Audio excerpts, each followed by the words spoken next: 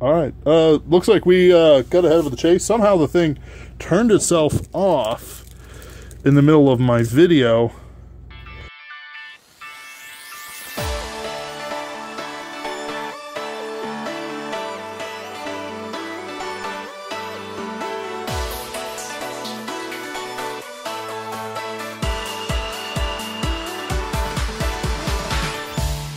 Which is weird, but check every box.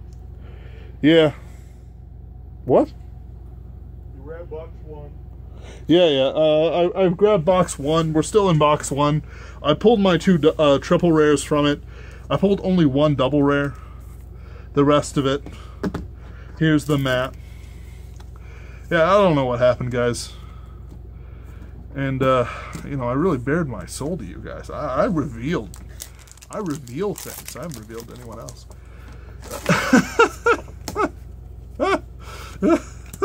Now, if this is your second overly long video, I'm feeling paranoid now, but I'll wait. Of me rambling, mumble growling even.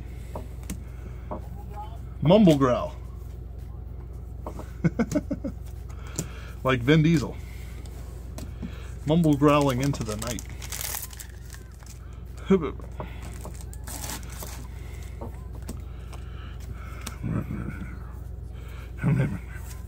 Family.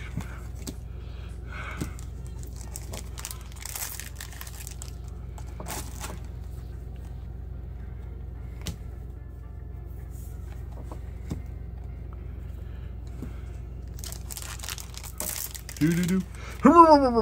Oh. Looks like I get nothing in this case. I'm sure of it. I'm going to be missing an SP pack.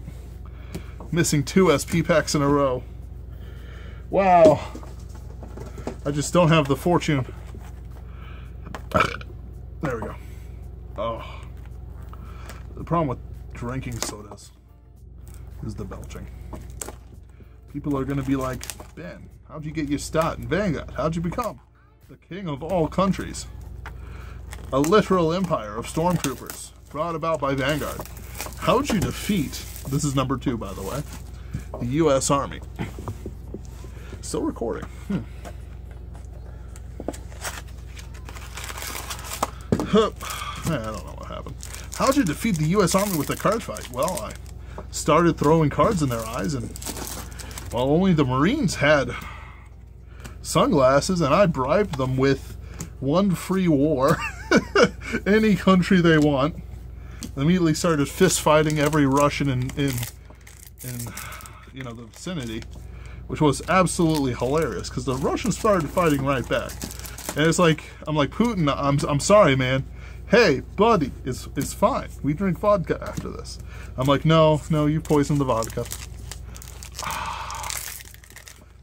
You win this time, crafty American scum. Yeah. See, that's what happened. I take over the world, and all of a sudden Putin's like, haha! Oh. In Soviet Russia rule you! Ah! And then, like, dancing bears come out. And it's like, but Putin, this wasn't even funny. Putin, stop. Please, stop dancing.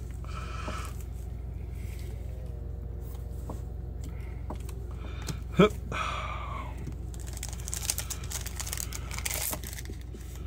Look. Burp. Burp.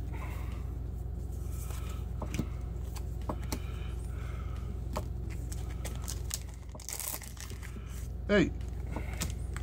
Oh. Do we got many Russian commentators here? That'd be interesting. How is it in Russia? Are there many card fighters in Russia? Oh. I thought I had an SP. For some reason.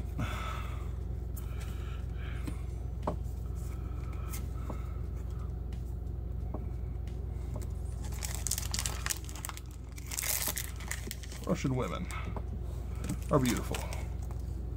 But Slavs are low class. It's the eternal conundrum. Like, a lot of people in the West and history is like, oh man, we're experiencing trouble like never before. Will the Slavs come to our aid? And it's like, no, friend, because the Slavs are different. They are not Northern European. They do not have the same goals. They do not have the same sorrows. They don't care. They care about themselves. They could watch the rest of the world burn. Poland doesn't actually give a shit. Like, recently Trump had a speech in Poland, very well received, very well received. You know, people were chanting his name and everything. It was great. Real great speech too. Real solid. But Poland ultimately is its own thing. And their beef has always been with Russia and then with Germany in that order, basically.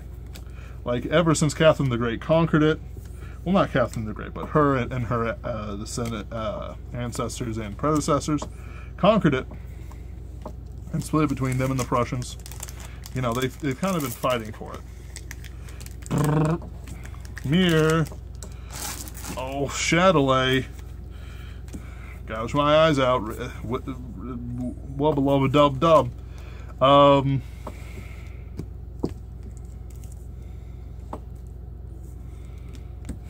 Kill me. Huh. Anyway. Like, culturally, Slavs are completely different from Northern Europeans. Completely. Utterly. They weren't as Christian compared to how early Northern Europe, except for Christianity. They've been conquered by other organizations pretty much their entire time. But then they still have one of the biggest empires in the Poland-Lithuanian Commonwealth.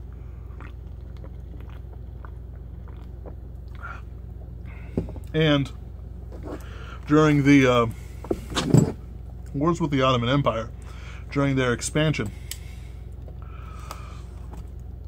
they sent tens of thousands of Polish hussars to Vienna, where they basically pulled a Riders of Rohan against the Turkish hordes and just crushed their army. Like, it was one of those hyper brave things of history that people kind of forget about, partially because people are like, oh, don't be Islamophobic. Oh no, there's nothing worse than being Islamophobic. Or even worse, you know, you're Islamophobic because you want to fuck a Muslim. No? You want to fuck spiders? You arachnophobe? You want to fuck spiders? Anyway. Limpet. Chorus. Anyway. But like, it was like they basically charged across Europe and kicked ass. It's a wonderful story of heroism and courage. At least when I researched on it, they didn't have to go out, but they did. You know, it was great. But at the same time, that's their back door. Like, it helped them considerably to do this. Like, sure, there was the defense of Christendom against the Turk, but there was also the fact, you know, there was realpolitik to it. You know, if our neighbors, Austro-Hungary, is destroyed and is conquered by the Turks, the Ottoman Empire, you know, what does this mean for us? You know, we're next, sort of thing. If we can stop them on someone else's backyard, we don't have to stop them on ours. That's the logic behind it. It's also why U.S. policies is so disastrous, because we're basically going over to their yard and bringing them over here through various means, and people are encouraging them.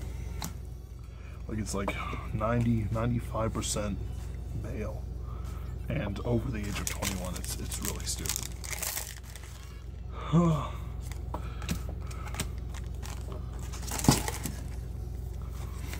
But no, the Slavs won't help us.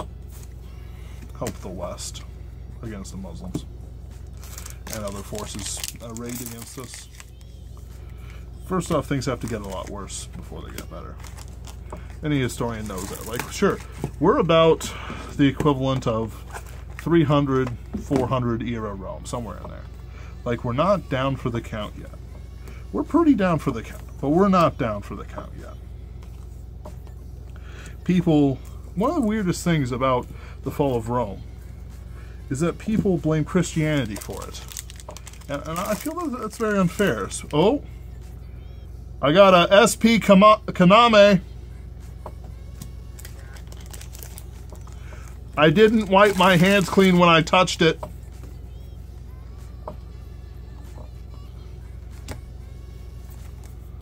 It's actually one of the rare ones. Good. Well, I don't know how rare she is now with that situation. Oh, hello. Ah, Mr. Wheeler, what are you doing here?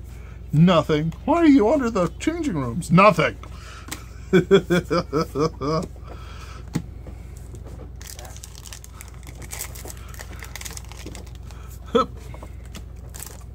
By the way, that was box 3. In case you're keeping track. We still recording, right, Phil?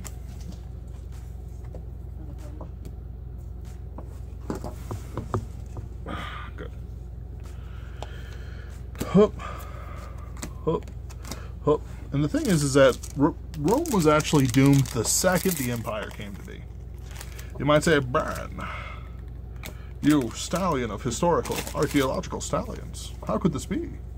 Well, I got a couple reasons for it. First off, the heart of Rome, as in what kept Rome going as an empire, was in the virtue of its citizens. And the writers knew this. Like, I've read, or at least, sorry, listened to audiobooks, I should be specific, about the lives and times of Romans and what they did. And they were all very concerned with virtue. These lives of the Roman by Livy and Tacitus and all those jazz were meant to be examples to people. It wasn't meant to be super accurate history. Like, there's a lot of muckraking that goes on in history, and I don't much care for it. Like, it's not what I look for. And I don't mean I need an ideological, you know, these guys were all great, but when they were actually terrible, Attila the Hun wasn't a villain. Right. You know, I'm not talking about that. But I'm saying that these people made choices and had lives that examples could be pulled from. And, you know, they had, many times their sexual preferences are, like whether or not they cheated on their wives was mentioned in some way, shape, or form, but usually it was someone using it against them as a weapon. In other words, the author was making a point of, hey, he cheated on his wife. That in itself isn't the crazy bad thing. What was bad is that it was a non-virtuous action that allowed him to be criticized. You know, there's no morality in Rome before Christianity that said you couldn't cheat on your wife. Not really. But it was considered not to be a virtuous thing. And of course, sometimes people could take revenge depending on what it was, you know. It wasn't a free pass, but nobody, you know, you weren't punished for it. Not really. They lost. Rome lost a certain level of their heart when the Empire came in. Their virtue was that their citizenry would rise up in times to defend Rome. This is the Republic era. This is Caesar and all that jazz. Before Caesar, rather. This is when they were fighting Carthage in the Punic Wars and all that good stuff. So because of the virtue of their citizenry, they had inertia. In other words, America has an immense amount of inertia. Our collapse is a long time in coming, not because we are super virtuous now, but because our ancestors were super virtuous. And there was enough checks and balances and distances and whatnot, and riches that we can prop ourselves up more than any other nation, really. Even China. Like, China doesn't really have what I would call a virtuous citizenship. And I don't mean to insult any Chinese people listening. I mean to say that your virtue isn't towards the state, it's towards the living. It's towards being Chinese, in a way. It's hard for me to describe, but it's another SP right.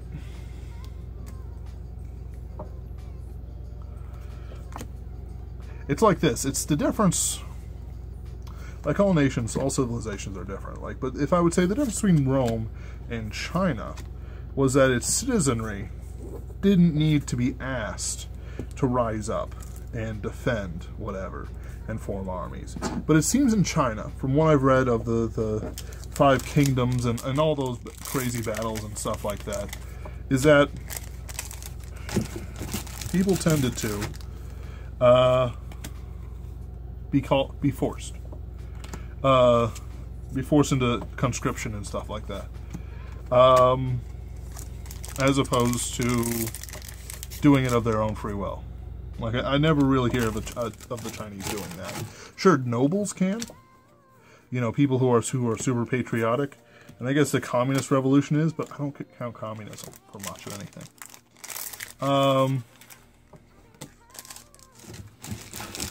It's just one of those things that it's an infectious disease. It's not an actual virtue. Anyway, that was box 4, by the way. But historically, Rome had those people who would rise up and defend Rome whenever it needed to. People would give up power because it was virtuous for them to give up power. And they would refuse to serve. They would help, of course, and give advice. But they would refuse, these Romans would refuse to serve if they had served too much.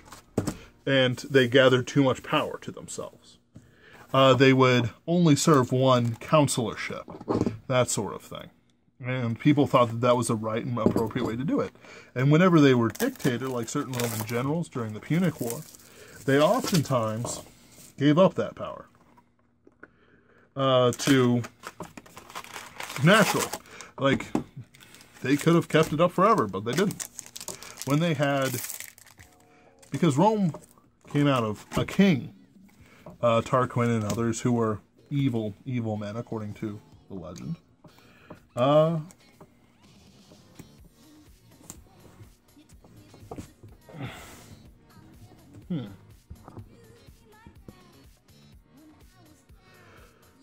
According to legend, and so Rome rebelled against them, the Romans, the virtuous citizenry, and they set up a senate, and like the Greeks did, but better, really, and tried to govern themselves through that, and it lasted until the people became incapable of governing themselves.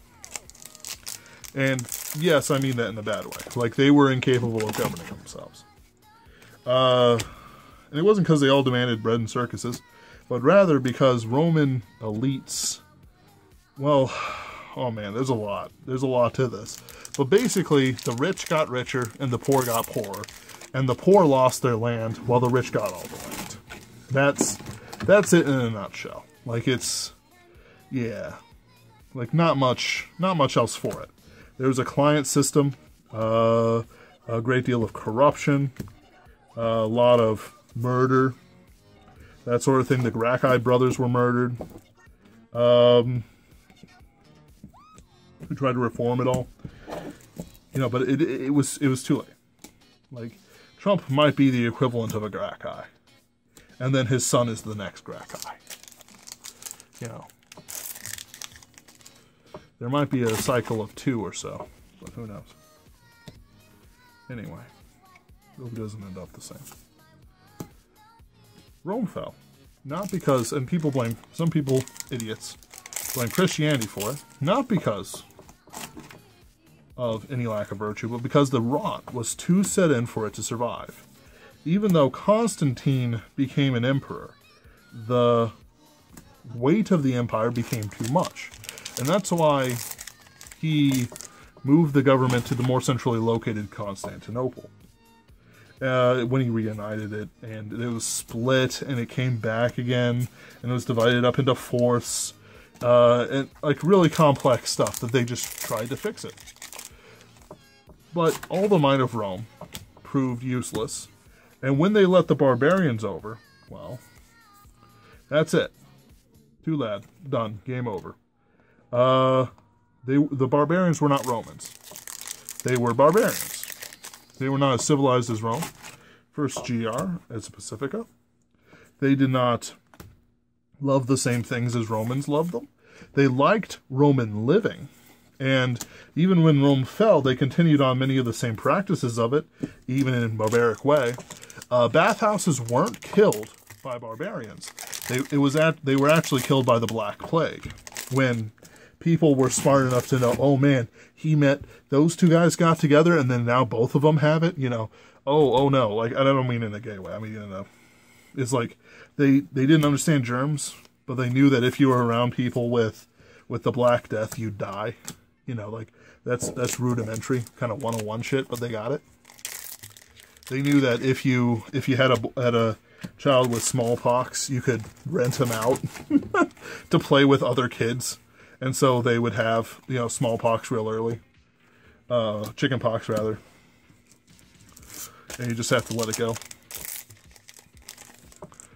You know, let it happen. But in a way that's controllable and isn't as bad as it could be later in life.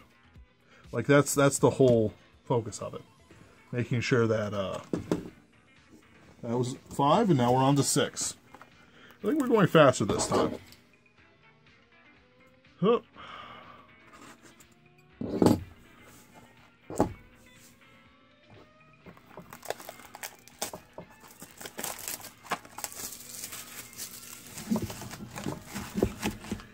You know, they had rudimentary understanding of it. Bathhouses were quite popular, and they remained popular in the Renaissance in Italy, but they kind of waned. Partially the church, partially the attacks, and the poverty of Italy. You know, it's just one of those things that kind of disappeared over time. But the rot was set in already for Rome. You know, there was diseases, there was famines. Rome couldn't hold itself up, and it died. The reason why the Christian theory is false is because Byzantium survived. And that doesn't sound like much. It's like, oh, the Byzantium survived. You know, how long did they survive for? Well, even if they didn't survive well, they survived until the Muslims basically brought cannon and knocked down their wall. Like, it was cannon that defeated Byzantium in the end. Sure, they were corrupt and they had their politics and all that jazz, you know, hey. But the force that did them in the end was just gunpowder. There were still arguments in the Middle Ages as to whether Byzantium was the rightful owner of all Europe. Like, and it was legitimate arguments. Like, it wasn't just, oh, you can't conquer us. It's like, you know, he did rule us, and we're all technically sworn to protect him. You know, he is the Holy Roman Empire, you know, sort of thing. And that's why he is the Roman Empire. Because the Byzantines called themselves Romans. And the reason why there was a Holy Roman Emperor is because the Pope wanted to counteract the Patriarch in Constantinople and have his own power.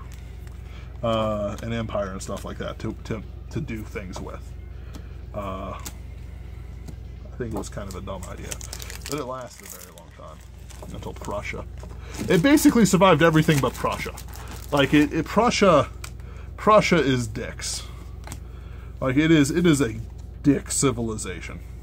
Their school system is fucked. It was all about making soldiers for the crown. They were basically tyrants who paraded around pretending to be, you know, monarchs and stuff like that of a more enlightened period. You know, but they were savage people. And I find it weird that they just don't make a mark on history. Then all of a sudden it's like, hey, and then they start kicking everyone in the balls. Like it's just one of those strange things. Strangely enough, it did coincide, the rise of Prussia, with the decline of the Habsburgs. So maybe there was some sort of thing keeping them in check. I haven't had anything special yet. Let's see what's in the last two. I hate Prussians. Like, I don't hate Prussians, but I hate Prussians. Just because it's kind of dicks. If you're from Prussia, I'd probably like you if I met you. Pacifica again. Woo!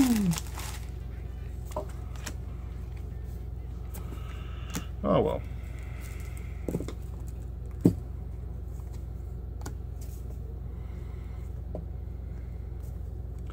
Yeah, like, atheist arguments are stupid against religion. Like, they like to focus on Darwinism, and it's like, hey, evolution. Hey, fuck you.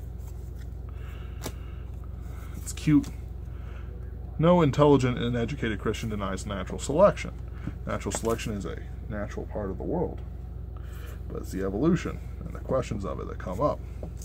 Basically, for me, it comes down to, hey, you know, I serve an infinitely powerful God. Why in the world couldn't he just say, you know, make it as, hey, that's how the natural world works, and then accelerate it? But it's like one of the arguments, religious arguments against evolution from Christianity, is that to have evolution, you must have death of some kind, more or less. I think generations have to finish passing along their genes. In which case, if there is no death, how in the world, like, how does death come in there? How does sin and death come in here? Because we don't have death without sin. And so when I meet religious people, especially, who will say, oh yes, the Bible's wholly accurate, but then say things like, well, I believe the creation myth is metaphorical, you know, that's sort of the question I ask them. It's like,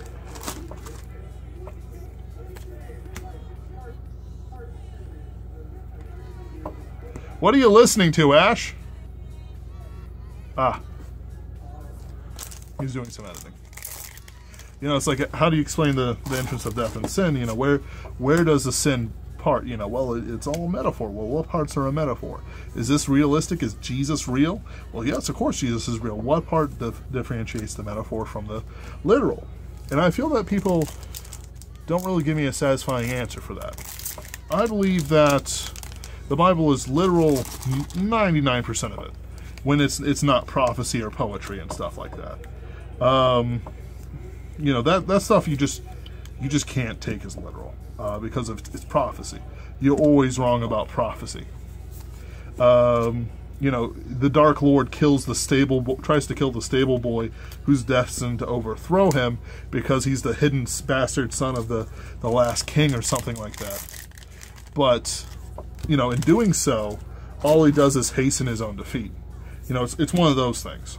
You just can't do it. You can't do it. A lot of people, there's a lot of numerology going on about 2017, especially around September, when there's supposed to be a fortuitous alignment of the stars. And I think it's a lot of bullcrap, partially because of how astrology works. It does not work. Also, the stars are malicious to us or indifferent to us. There are no stars that are favorable to us that I know of. And if there are, well, I hope they shine down on me. But if they aren't, you know what I mean?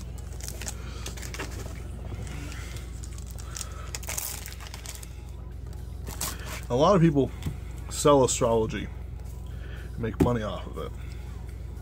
And it's something I can do. But I believe in truth, and I don't believe in lying to people.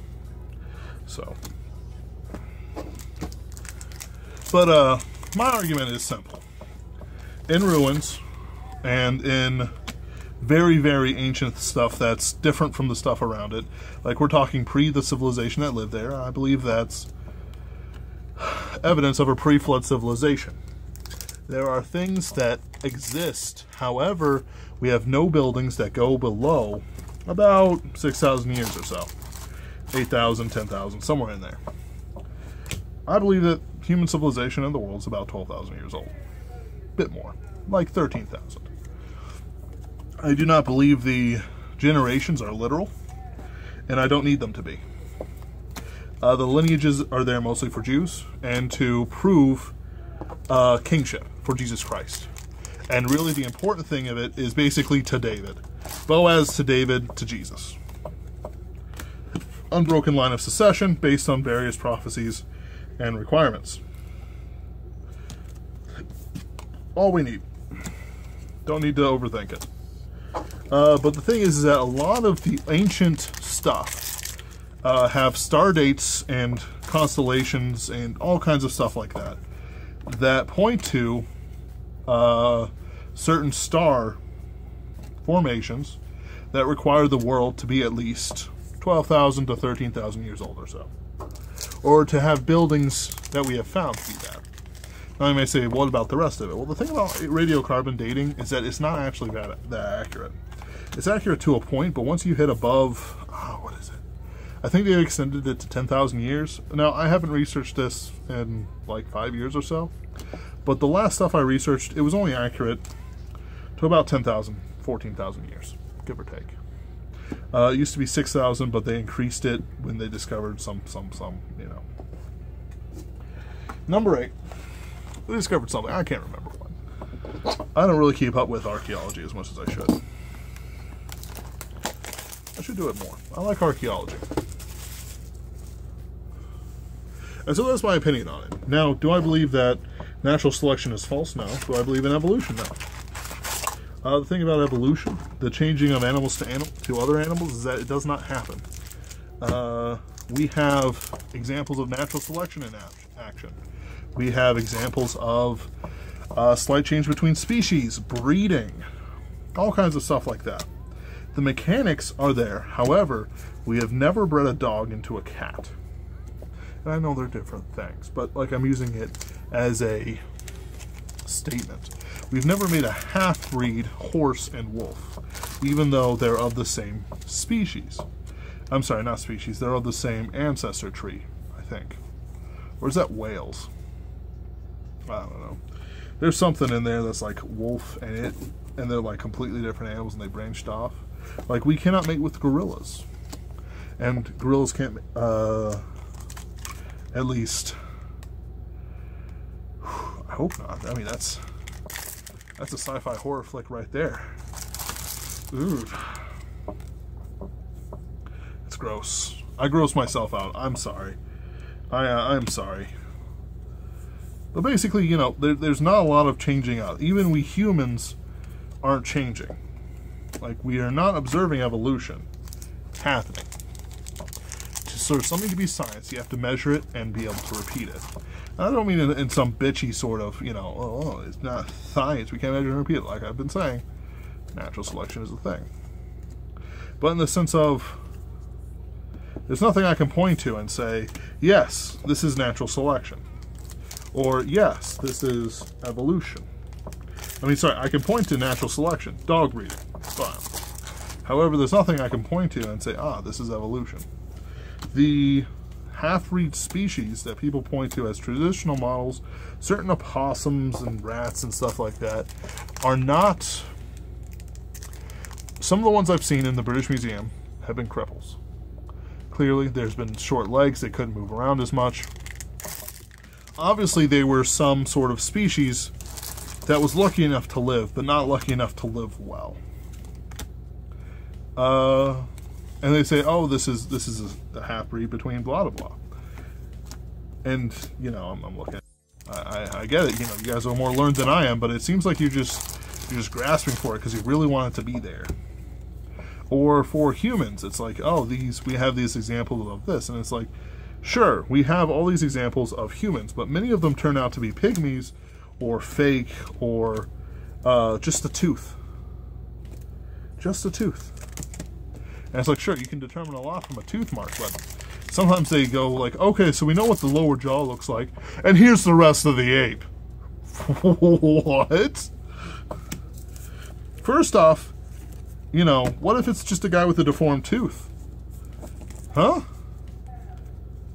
What if it's a guy whose molar was impacted and it healed poorly? And I know that's exaggerating, but, you know, it's like... You know, what do you expect from this? You know, you just going in there, and this is what you want to see, and you make it sure you see it. And it's like, okay, you know, okay, but have we had anything yet? I don't think so. I just feel that you know, there's not enough evidence to convince me. And you might be like, well, what about those transitional elements? Well, what about them? They don't look like they lived well. Like, it's one of those things, like, they didn't seem like they were producing beneficial mutations, or what if it wasn't a mutation, but a freak, because of some damage from the rat's mother when it ate it to eat a little bit, and it survived it. Like, rats are monsters. Like, there's just too many other things that could happen. Bro, I'm not feeling good about this one, guys. I'm not gonna lie. I'm not gonna lie. I'm starting to not feel good about it.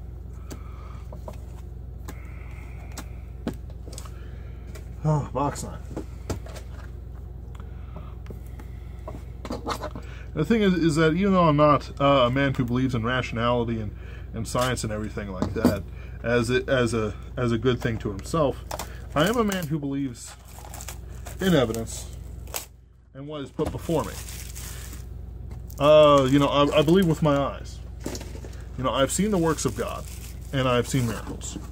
I'm not, you know, that's it. But for a lot of this stuff that they ask me to believe in, climate change and stuff like that, there's just not the evidence for it. I'm feeling weird about this, Ash. Why? Because I've been missing a lot of boxes. What are you missing, like reprints? Yeah, reprints and GRs and stuff like that. You only have 2 reprints. Yeah. And this is box 9. Do you want more reprints? No, I wanted less reprints.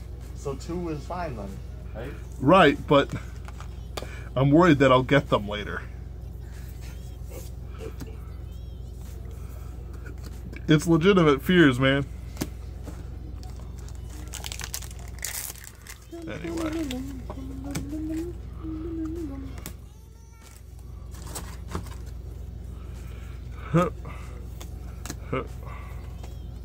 That should be easier if you can stuff all your trash and those 2 boxes into this box. That's what I was planning to do. I take a Godzilla stomp, you know. That's fine. I can do it. I didn't get all this weight for show, after all. Just to impress mates and to show off rivals. Yeah. My mating dance was very well received. But it wasn't. You only shave your friend. Now, you see, I don't live in his basement, but this guy. We are in his family's basement. Right now. To be fair, though, it's because my basement isn't finished. I'd be in that basement. Along with the black widows and brown recluses. It's mostly just brown recluses. A lot of brown recluses. There's brown recluses upstairs, too. There's brown recluses everywhere in my house. Welcome to Missouri. Welcome to Missouri. My dad's like, I'm gonna repaint the bathroom. He's not. It's adorable. It means that will repaint. Haha, no. What's that? I don't pay rent for 2 months? Sure, I'll repaint it. No. No, that's not what it is at all. No. That's what's on the table.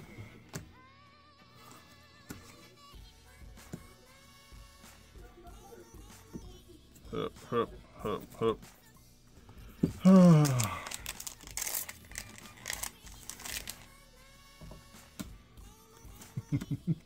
And we found this tooth. Here's the lower jaw. And here's the whole guy. Here's what we think he looks like. Similar thing with climate change. There's actually not a lot of evidence. That 97% of researchers agree with climate change is false. The guy did not cite his sources on the original documents. As well as, so he basically just said it like, yeah, sure, 95% of scientists, you know, agree with this. Yeah. What are you, a science denier? What are you, an idiot? And it shuts people up. Maybe I don't care. I don't give a flying fuck what people think of my intelligence. I know I'm smart. I know that, generally speaking, I may not be the most intelligent man in the room, but I'm always in the top 10. Always. Unless it's Mensa. In which case,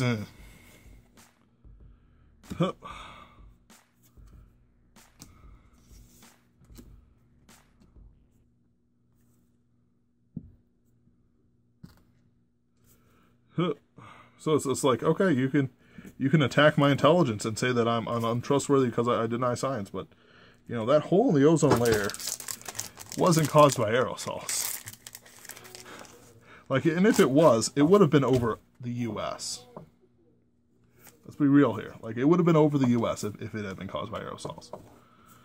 Just because that's where the aerosols are. Jet streams don't work like that.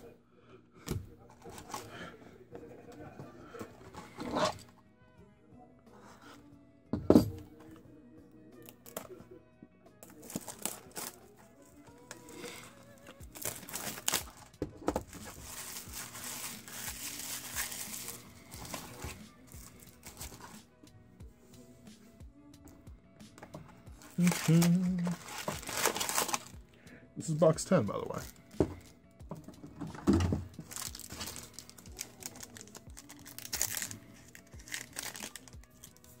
Well, I like Shandi. She has little chicks in her hair. And that one right there has earphones, which is cool.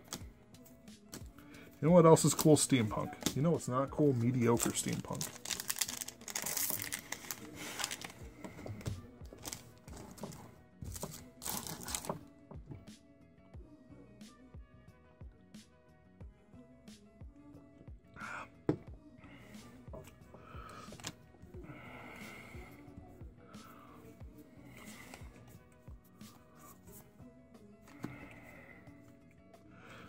As a fellow in my group, John De La Raz, I like the guy, but he wrote some mediocre steampunk and I called him out for it. Like, steampunk is one of those genres that you kind of have to go crazy on it. You really do have to go crazy on it. Like, you have to go full steampunk to be good steampunk. And he just didn't do it. Like, he wanted to make an adventure with all kinds of crazy stuff happening. And, you know, airship combat and stuff like that.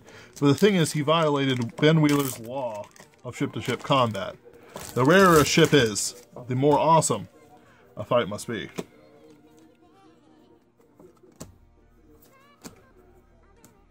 If it isn't awesome, you have wasted the opportunity. And that is an unforgivable sin for literature. Now, I'm not saying that he needed to have the ship fight in a whirling vortex of a hurricane, you know, right away. Like, you don't need that.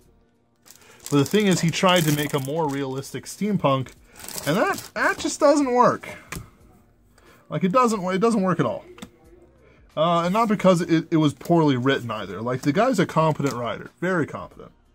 But it's more like you go to a restaurant and you've heard it's quite good, but when you actually eat it, you're like, you know, I could have saved the calories. You know, it's like that. Like, it's not bad, because if it's bad, you complain about it, and I complain about it. I don't complain about bad too much. I just don't write reviews of bad shit. Like, it's like, if I don't enjoy it at all and I see no good in it, I don't review it. It just goes down the memory hole. Maybe I read it. Maybe I wrote it too. Down the memory hole. Never to be thought about again. And that is the only way to kill immortality in literature. To be forgotten.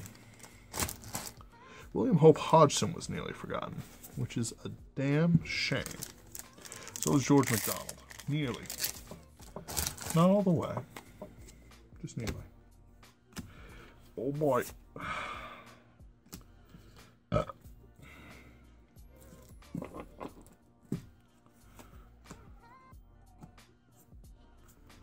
But anyway, like, so back to it. Like, if there's two ships in the world, which there were,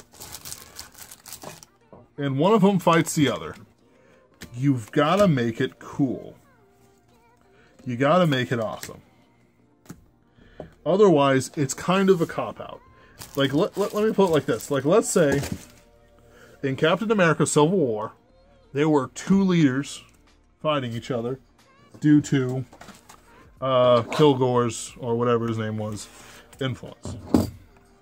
And that was Captain America and Iron Man. And the thing that made it cool was that there was only 2 teams. There was tight characterization that built on what we had before. Sorry. And there was clear goals. Like, when they had the big fight scene in the airport, oh man, it was great. You had all these heroes fighting each other. But to me, what was more awesome was the fight in the secret Russian base. In the end, the villain, the real villain, the man behind the man, had killed all of the super soldiers in cryosleep, such that they could never be used again. And then he used Tony's father's death against him to make him fight the Winter Soldier and Captain America. You have, and this isn't ship-to-ship combat, I know, but it's something that everyone might see. You had 3 superheroes. So in other words, the rarity has been met. 2 or 3 is pretty rare. If it's 2-on-1, the 1 has to be more impressive than the 2, but it still has to be, you know, an even fight. You've got to believe that the heroes could win it. I mean, could lose it. And sure, I know that, like, Black Panther showed up later and all that jazz, but he wasn't in the actual conflict between Captain America and Iron Man. Like, that's the focus here. And so you had a pretty awesome fight between the 3 of them, where the Winter Soldier's just trying to get away from Tony, who is in a murderous rage because the Winter Soldier killed his parents while he was, you know, under the mind control. Captain America is trying to keep him alive and fight Iron Man, you know, calm him down. And, you know, he wins the fight technically because the Winter Soldier is alive by the end of it. And, you know, it sort of sets it up that, hey, everything's broken up, but things are going to be okay, you know, sort of thing. 2 superhero teams, awesome fight. Small group of superheroes, awesome fight. But when you have a large group of superheroes having an individual melee, like everyone's fighting everyone else, that will be confusing. And that would not be as awesome because everyone's tripping over each other, fighting each other, that sort of thing. Know what I mean? Like, it wouldn't be awesome to see Ant-Man, Iron Man, and Spider-Man all fighting each other at the same time. It would be awesome a little bit, but really, you know that Iron Man would just blow Ant-Man's head off and then, you know, kill Spider-Man because he's the experienced hero and Spider-Man isn't, you know. That's how it would kind of go, like if all 3 were fighting at once. Like 2 people would team up. Or if you add like Black Widow into the mix. She's a normal human with super spy powers. That's it. Congratulations. Consider Star Wars. Like, all airship fights should be awesome. But consider that there's... Actually, that's a bad one. In a way. Not because Star Wars is bad. Star Wars isn't bad. The new stuff is, but we don't. That doesn't exist in my mind. We're still in the golden expanded universe days. Number 12. But... I know what it is. So in one of the... Cam Solusar, I believe that was the fella, he hijacked the Sun Killer. I think it was Cam Solusar, while he was possessed by Exar Kun. So, at the climax of the books, which is a 3-book trilogy, and it honestly is pretty good. It's a pretty good trilogy. It's not as good as Thrawn, but it's got great character development. It's just really good. Pacifica.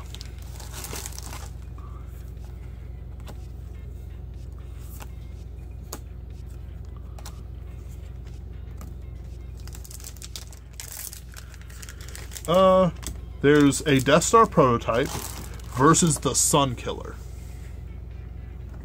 or Star Killer or whatever it is, which is a small one-man pod that makes stars go supernova.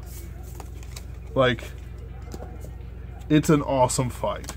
They fight in a cluster of black holes that are just tearing everything apart because somebody fucked them up somehow, you know, one of those things. And eventually, like, both of them get sucked into the black hole, never to be seen again, never menace the galaxy again, so on and so forth. But it's cool because they're dodging around, shooting at each other, you know. Various other people are doing their heroic daring do. Admiral Dala is stupid, as always. Like, it's one of those things, like, oh god, what they did to Admiral Dala. She's just bad. Like, they tried to give her character development, but their idea of character development was to just mature her between one book and another, so she never had a consistent character, like, or a reasonable character arc. Like, it's dumb what they tried to do to her. And somehow, even though she was a genocidal maniac with a dick complex in the book she was introduced in, they still made her. She killed millions of people. Like, she had a fleet of hundreds of Star Destroyers. Like, and some were small ones, sure, but like, it was legit hundreds of Star Destroyers. Like, no one would deny that they're Star Destroyers, even though the ones she picked up from other people are small. Like, it's like, she killed millions of people, and yet, like, nobody seems to bother her for her crimes against the galaxy and the Republic. Like, it's strange what they let her get away with. Like, and she becomes general, and it's like, obviously she was someone's pet. Like, in the first book, it's clear that she's a villain in a sort of tragic lover shoved away sort of thing. Like, she was messed up in the head, really, and she wanted to take revenge of sort on all the people who wronged her and rebuild the Empire, as Imperials tended to do in that era. And to do that, she sort of consolidated a lot of the different intercore warlords together, got Pelion on her side, the guy who studied at the feet of Thrawn, you know, the best general they had, and she still couldn't do it. Like, couldn't do it. She lost a lot of her Star Destroyers stupidly once she got back from her patrol and discovered everything's gone to shit, because Tarkin's like, okay, you take a 20-year tour. What? Yeah, see ya. Like, that's basically what happened. Because there was rumored that she had used Tarkin to move up by having sex with him and all that jazz. And he's like, okay, well, see ya. What? Yep, see ya. Oh boy, guys, I got in Pacifica, but I don't know. I don't know about these here cards. And like, they tried to get away, get her out of there, like in the Star Wars EU, before they blew it all up, like the Death Star, essentially. And they tried to say that she was going to lead a colony out somewhere or other. She was going to live a normal life. They had a husband for her and everything. And then she comes back and it's like, no! She was like, yeah, I realize that all this stuff I've been doing has actually been super destructive to me and everyone. And I realize I don't want that. You know, I don't want to fight anymore. And then she left. And then she comes back fighting. It's like, nah. People are like, well, yeah, but she had a good reason. Blah, blah, blah, blah, blah. And I'm like, there's no Princess Leia? Princess Leia doesn't die. She doesn't die. You know, there's... Mom Martha dies. Stuff like that, but there's all kinds of Jedi running around. There's all kinds of, like... And this is bad, because I don't remember it anymore.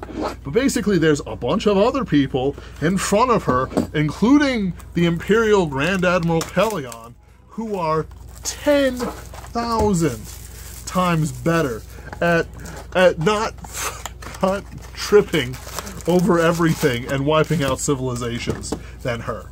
Like, there's a plethora of options beyond options. Like, during the Yuuzhan invasion, like, the Empire took a defeat, and it's like, oh no, everyone's like, oh no, the Empire got defeated, you know. They were still they weren't what they used to be, but they're still pretty impressive. And Pelion's like, bitch, the Empire always strikes back. And he didn't say bitch, but, you know, he's like, so there's something you don't get about us, you know. No matter how badly you beat us, you know, and we've been beaten. We've been real beaten. We always come back. And then, of course, he comes back with some super weapon or something, or fleet or whatever, and he just smashes everyone because of the formation he used and just getting through their lines and stuff like that. Like, it's one of those things. The Empire came back. Like, in the comics, which are part of the EU before they blew it all up,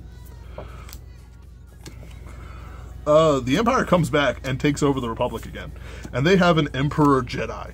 He's not evil. He's actually part of the good Baron Fel family, who was one of the most honorable characters in the entire EU. Like, this dude was straight as an arrow. Fantastic character. Absolutely fantastic. And his children were too. Like, I think one of his kids married like Jaina Skywalker or something, or somebody or other. I can't remember, but basically, like, that's they got Skywalker blood in them now.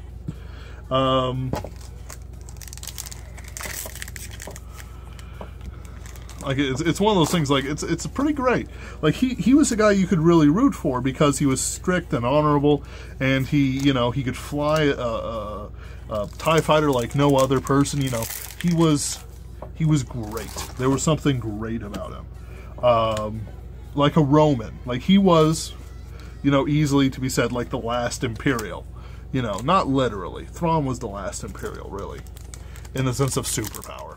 Pelion. Thrawn was cool, but, you know, he wasn't the same sort of cool. He was too good to live.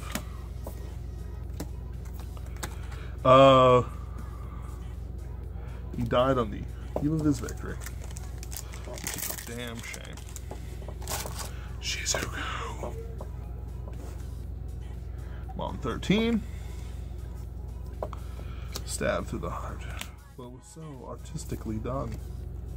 Like, there's so many people, but they chose Dala. Like, that's when I knew it was just bad. Like, they weren't actually doing it because story demanded it. Like, here's the thing. Like, the Empire, sure, nobody really, like, the problem with Star Wars and the Empire is that they're only dicks to the minorities. And they're only dicks some of the time. And that's to Wookiees and a few other things that Tarkin does. Like, there's some characters who are out and out evil, a lot of characters, but there's so many good characters that pop out of the woodwork, like Thrawn and Pelion and basically anyone who survives to the Yuuzhan Vong invasion is a good Imperial, mostly. And in fact, the things that they did and the heroism they showed during the Yuuzhan Vong invasion, it's like everyone's like, shit, you know, we backed the wrong horse kind of thing. And it caused division and stuff like that. Because the rebels, like, in the movie, the Death Star blows up, the Emperor's dead, Darth Vader's dead, you know, everyone who was a villain is dead. 14. You know, and it's great. All the Ewoks are singing and dancing. But the thing is that in the books, it actually goes into it, in the comics. And it shows that how utterly fucked the Empire becomes as soon as it loses its driving head. And the thing is that the rebellion just had an idea of returning the Republic to power and becoming the Republic again. Like, that's it. That's all they had. Like, it's one of those things that's like, you guys don't actually have a plan, do you? No? What makes you say that? I swear, if I don't get any SP packs in this case, I'm going to flip shit. Flip it good. Anyway. Like, all they did was when they took over, and they took Coruscant, they're like, yeah, we're a government now. And then everyone started bitching. It's like, ugh. You know, the Empire handled this. You know, the Empire, you know, you know, it did it. You know what I mean? Like, you know, it really just took care of us. You know, it's like, oh, shut up, you stupid bastards. And so, like, all these different politicians from the Republic come out of the woodwork, and like, it just gets fucked. It's more corrupt than the Empire ever was. Because the thing about Imperial corruption, it was all towards the Emperor. And, you know, his various upper echelon lords. With the Republic, it was everyone. If someone was corrupt in the Empire, they killed him. You know, it's like, this guy was too corrupt. He should have toned it down.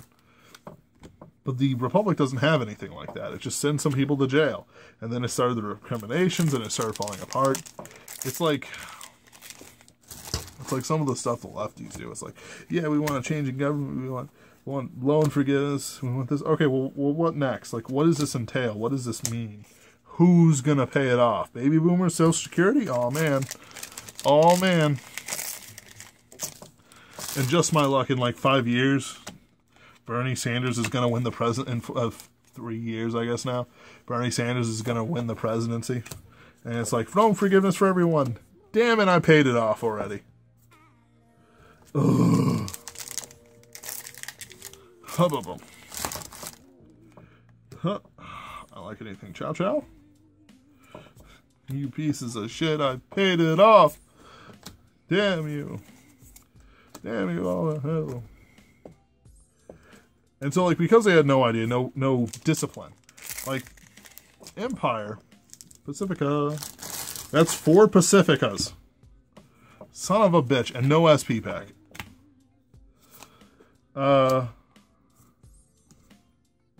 Hold on. I need to calculate some shit up. 4. There's usually 9.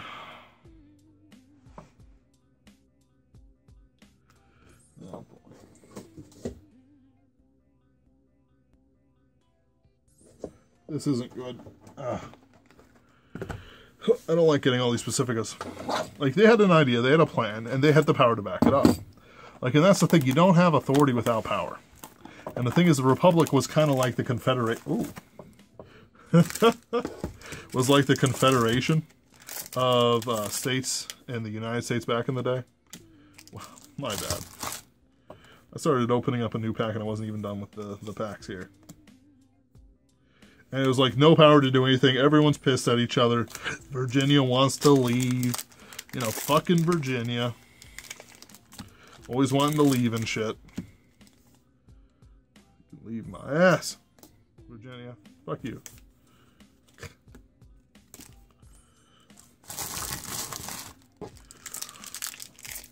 Anyway. Like, and they just went for it. And hey, nani. You fucked up. You done fucked up. You fucked up everything. You fucked up any hope of peace. Because even though the Empire was led by bad people, they weren't really bad men on the ground.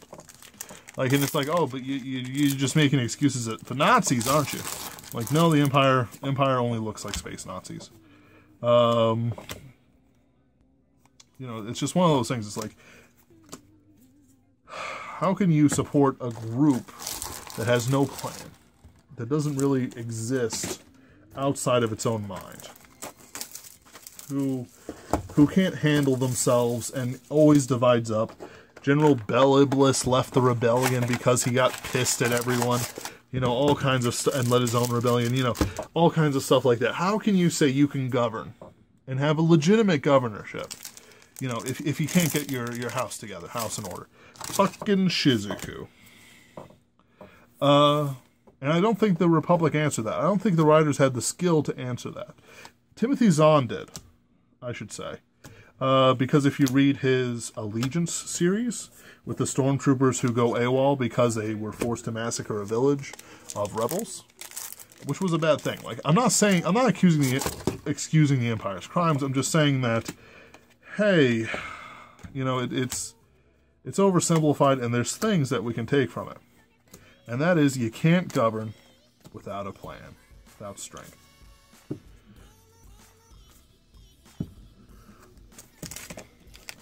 That's history. If I get no SP pack or just one SP pack, I'm just not going to be happy. Like, it's worse than when I got all those Susanos. Susanos somehow worth something now. I don't know how. The OTT stuff doesn't actually work too well with Susano all the time. It's just good stuff. It works with everything in OTT. But this like, you know.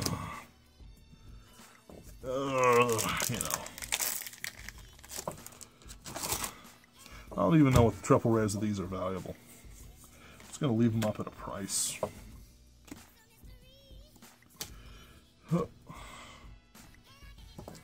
Like, let's say that the leftists start taking over governments. It's like, all right, we rule now. We want this, this, this, and this. And it's like, okay, how are you going to pay for it? Venezuela's fucked. The people are starving in the streets. And that makes all the women hot, but you know it's in that one gap between, you know, hot and everyone looking like a National Geographic expose on fucking Eritrea. You know, I'm not even being racist about this. Eritrea is terrible. Eritrea is a terrible, terrible place.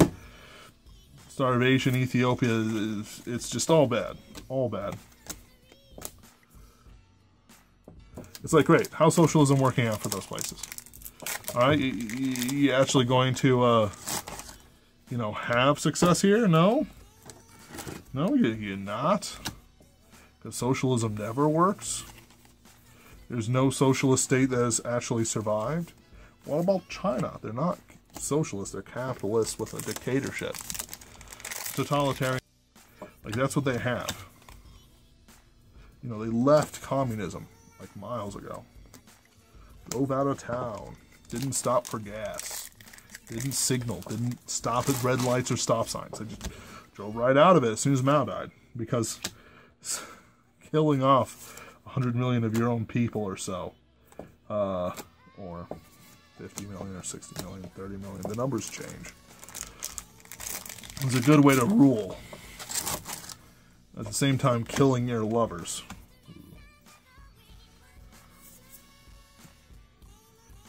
It's just nasty. Like, I heard just a little bit of what his predilections were in women, and he's just a nasty man. Just holy shit, nasty. Like, it's one of those things that just, whew. Yeah, he killed all that shit out of him. Nasty stuff. All right. We passed number 9 and we're on number 10. What we gonna do when they come for you? Antifa, Antifa. And it's like anti-fascists. That Tariq, whatever guy with his fucking swastika as a anti-Nazi website, and he's like, no man, it's not a swastika, and it's like it looks like a swastika. Like, you take out the little red lines in between the swastika marks, and it's a fucking swastika. Like, it's a joke. What is this? People are contacting me.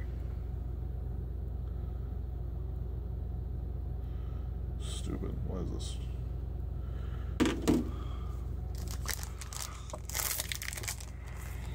Alright guys, I really need that SP pack. I need 2 SPs. Hey Ash, did you ever get less than 4 SPs? What? 8. Yep. 2 and 2 SP packs. What? We haven't gotten any yet.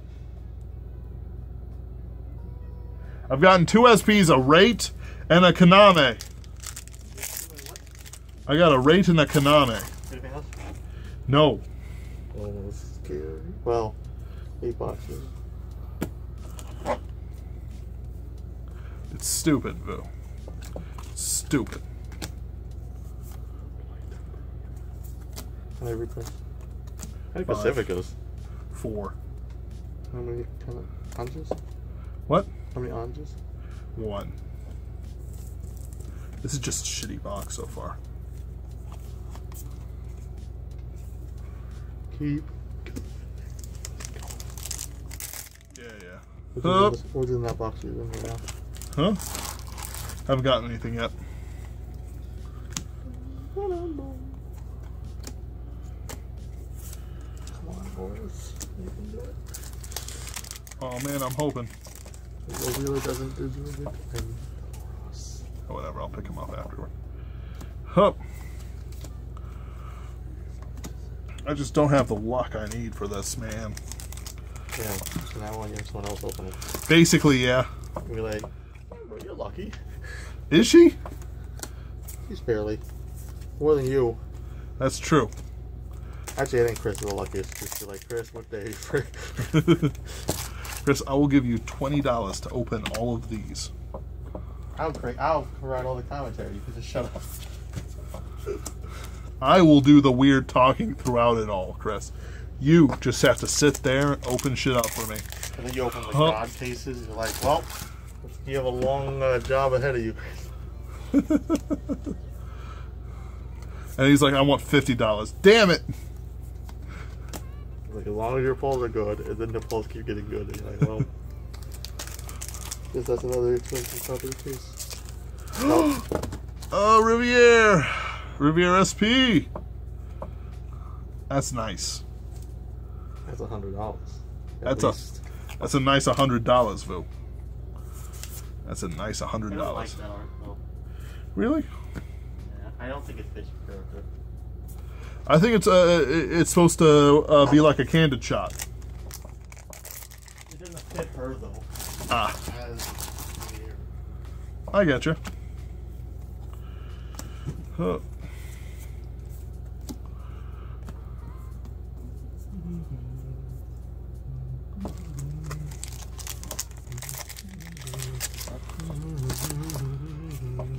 I'm just going to keep going. While there's at least one potential SP pack left, I'll go. How many reprints? 5. So what, there's 9 reprints every case? I like to think there were cases where I had like 12. Oh. And then there were cases where I had 5. So, like I said, range. Yep. Fuck this ratio.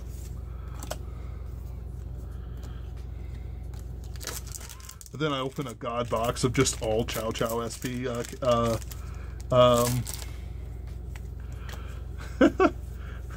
All Chow Chow SP packs. 15 Chow Chow SP packs. Oh, wait, is it 15? 12 Chow Chow SP packs. A tailbone. Been sitting doing this for too damn long.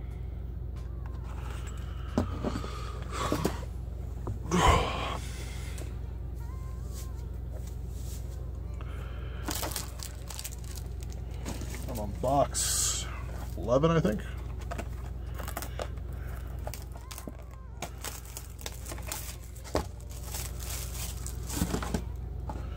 Oh boy. Yeah, I'm okay with the art. It's not quite the character, but at the same time, I think it's not against her character. Like, it's one of those things. I could believe that Loris would. I mean, sorry. Well, I could believe Loris too, but I could believe that Riviere would take 5 minutes on a beach shoot to enjoy some watermelon, and that somebody would take a picture of it. You might say, but then, actually, I don't think so. Like, some things like Pacifica. Like, she's clearly just playing up the lolly angle. Just playing it to the hilt. I'm actually 76. Hey, boys, how much some nice lolly on Shota action? No, thank you, ma'am. Man, you little shits. I was born with your grandpappies. Yeah, I know, and you were your grandpappy's idols, too. He still has posters. Ooh, your grandpa sounds like quite a fox. Ooh. Starts crying because he's thinking about grandpa having sex with Pacifica. The 76-year-old Pacifica. Ooh. Ooh. Really, it's just the cigarettes. It really is just the cigarettes, alcohol, and child, whatever, fetal alcohol pig syndrome. whatever the fuck it's called. With encephalopathy or whatever it is, where the head grows too big. She's really in constant torment, but she's such a good sport about it. I am the goddess of all idols, and it's like she's gone crazy because of the madness and the cigarettes. Bit of meth. Hey, Pacifica, you told me you weren't going to do meth. Yeah, I also told you I was 13 when I started too, huh? Yeah. Burp, burp.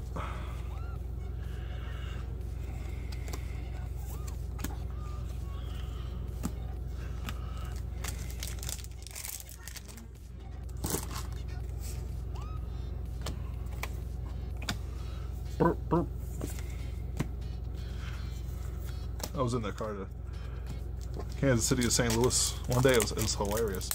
Like, these kids were like, as if Harry was like obsessively a Shotokan, as like he wanted Shotokan done to him. And he's like, hey, I'm gonna go to the hot dog stand and see if I can get some sweet Shota action. Shut up, Harry. We know you're super gay. Thanks for telling us every 5 minutes. Hey guys, guess what I was doing? Oh gosh, Harry, please. He knows you're like 5,000 years old, right? He knows that you're really super older than you look. Yeah, well, he didn't ask me to see my driver's license. And honestly, I wouldn't have showed him if I did. It's like, shut up, Harry. Shut up. Shut up. This is supposed to be a beach scene, Harry. Oh, looks like Grandpa over there is winking at me. I better go check out and see what he needs. Might need some help getting up. Oh, maybe get some sunscreen on him. Oh. And there's like Shaharat just standing there. It's like, is this what you put up with every day, Luke here? Yes. Oh my goodness, this is so stupid. This is just so stupid. And that box, what is this? 18? Box 18. Oh.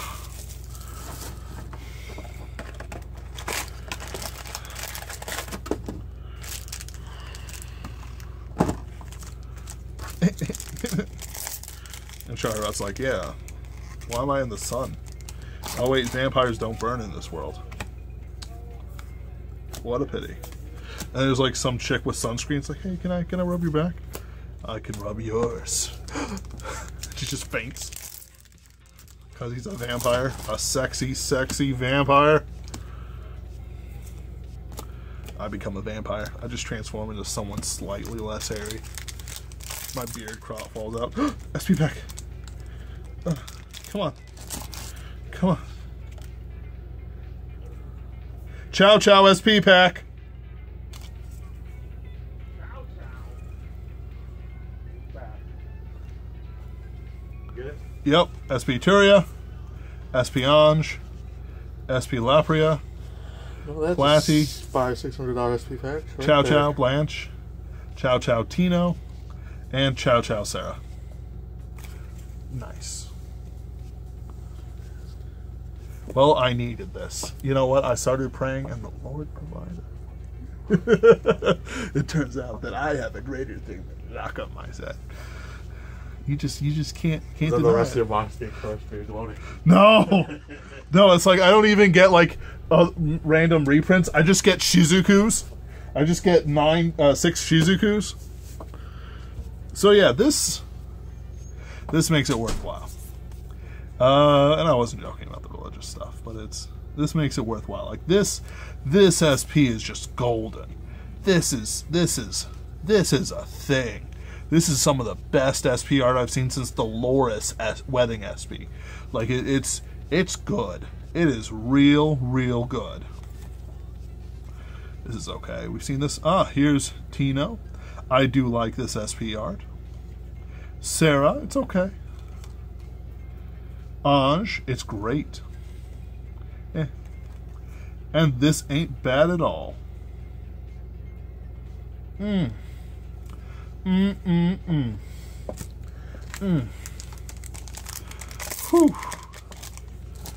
This makes up for the lack of an SP in the last one.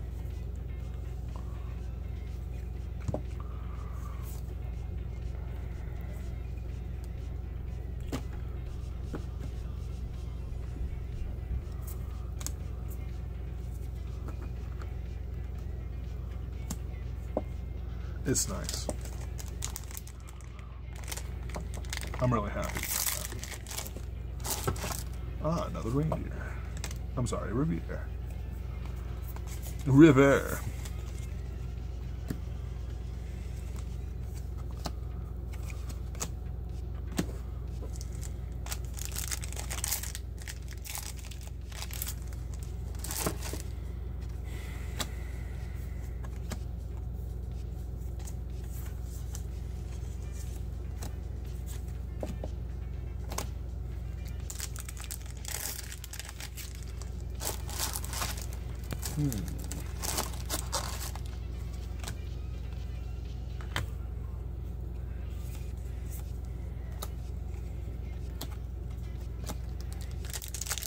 I think we'll just put up every SP for 100 and wait.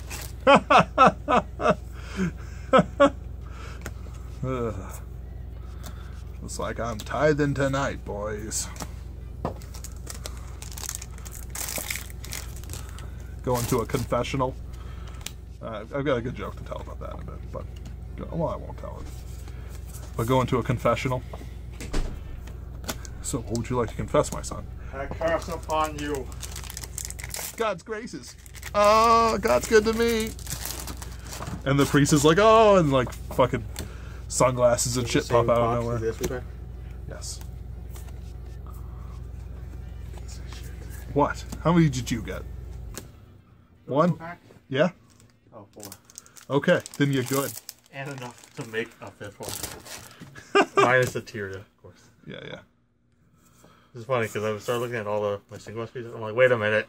I think all these are the same ones with SP packs. How many cases had only one SP pack? 3. Would you say that they were followed by a Chow Chow SP pack? No, they were usually the second case. What? Bundle of cases. Right, right. So the Chow Chow SP pack was in the second case, right? It was in the first. Okay. I never got a Chow Chow alone. It was always the one. But I always get the re ones alone. Or the SP actually, it's fine. Loris and Chow Chow? Loris and Chow Chow. That isn't bad, I think. Pretty much you want. I mean, of course I mean, I'm still opening the rest of the case because I'm still missing an SP pack and an SP. So it's worth it. Assuming ratio? Assuming it's screwing me on the reprints, yes. Probably was a cuss.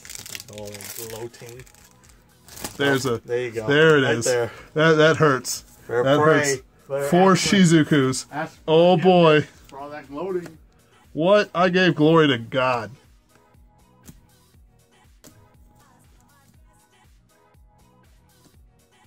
Yeah.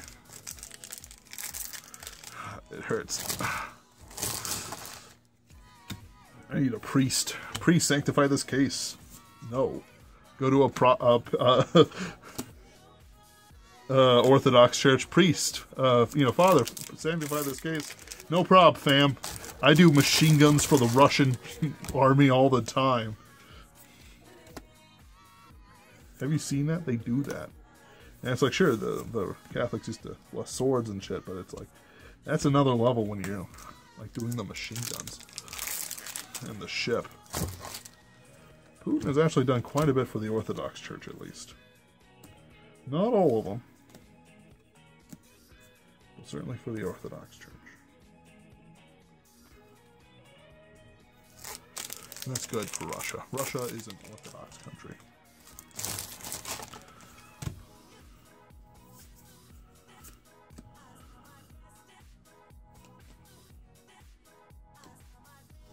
I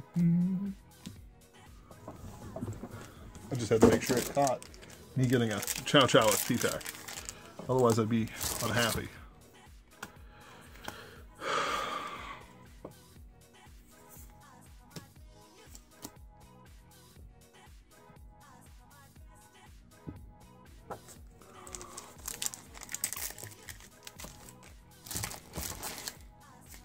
Well, I've got kukris for days.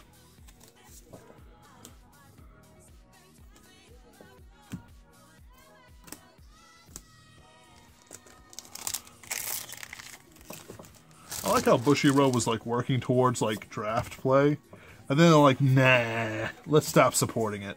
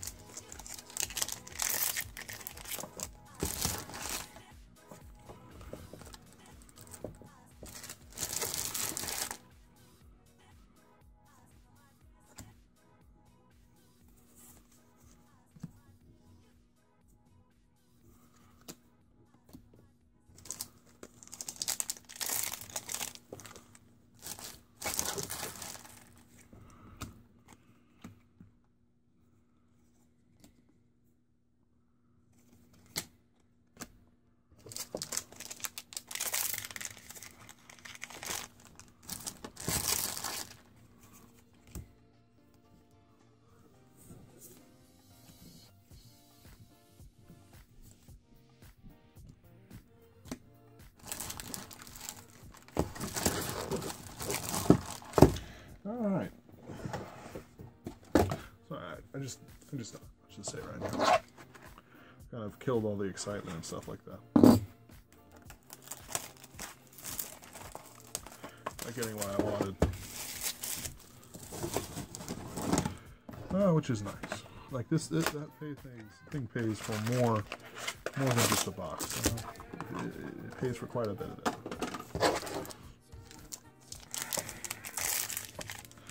Hopefully, I'll be as blessed as I was with the Chow Chow SPs.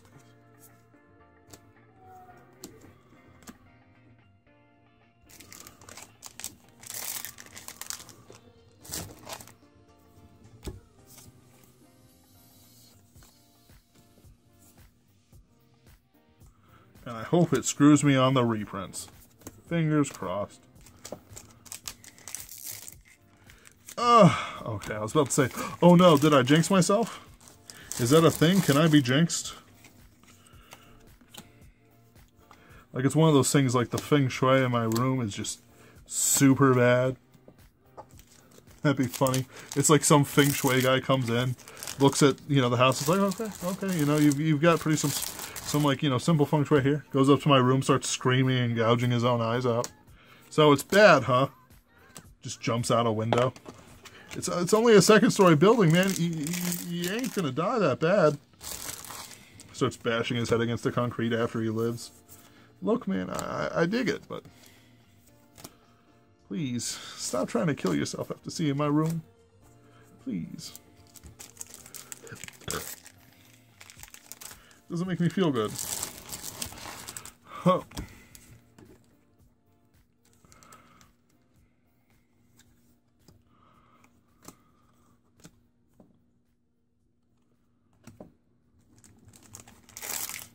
Ha!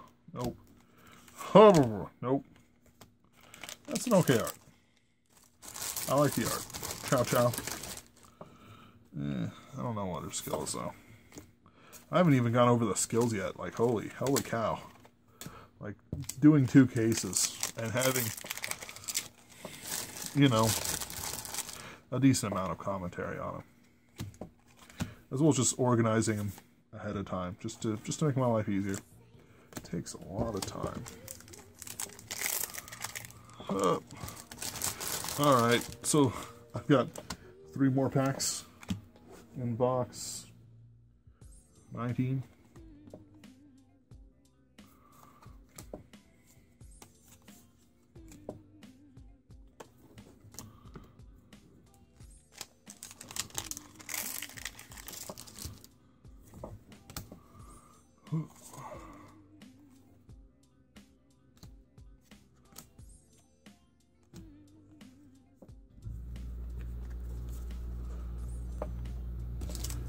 I feel it. Oh, it's just a triple rare. 2, 1, 0, 1. Alright. Or GR. What? Nothing in this one. Nothing. Like, it's one of those things, like, it's either going to get better as I get along, or it's going to get worse. Like, and it's one of those things I'm scared. Like, having a reprint is better than nothing. Like, it's just, why are there so many boxes in this case with nothing? SP packs, SP's too valuable to just leave alone. This is 20.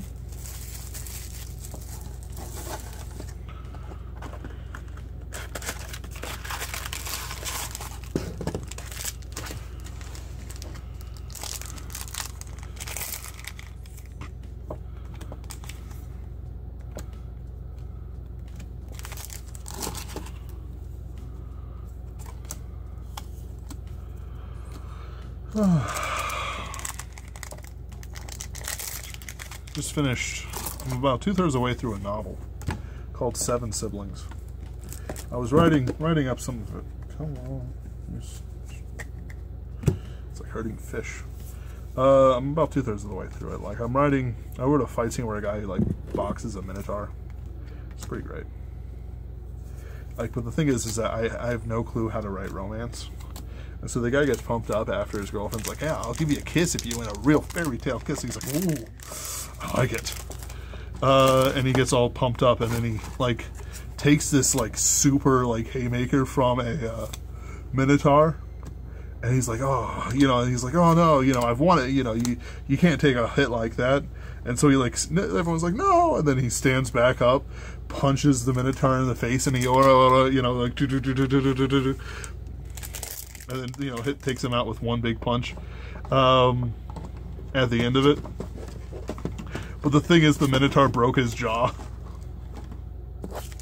And so it's like one of those things, it's like, ah, I'm going to kiss you. And then, like, she touches his face and he starts screaming. It's like, ah, this pain. And it's like, I just don't want to write romance. I'm sorry. I don't enjoy it. Like, I wrote, like, what's funny is that my first novel in this era, Leo, The Cheek of Mars, is like all romance. It's romantic. Chow Chow Blanche? Fuck you, Chow Chow Blanche. That's not what I wanted. It's not what I wanted at all. But I get what I asked for. In a way. Who knows? I'm just going to open all of them until I get that SP pack. I think I might stop if I get an SP pack. Tabin. Anyway. And so, like, it's all romantic, sweet nothings to each other, you know, the main couple's super romantic, they're holding hands, they're kissing, they're whispering poetry. Ah, the meaning I could put into a look of what are 1,000 words, and I could go on for 1,000 hours talking about, you know, the things we discuss, and everyone's like, oh, get on with it, get on to the sword fighting.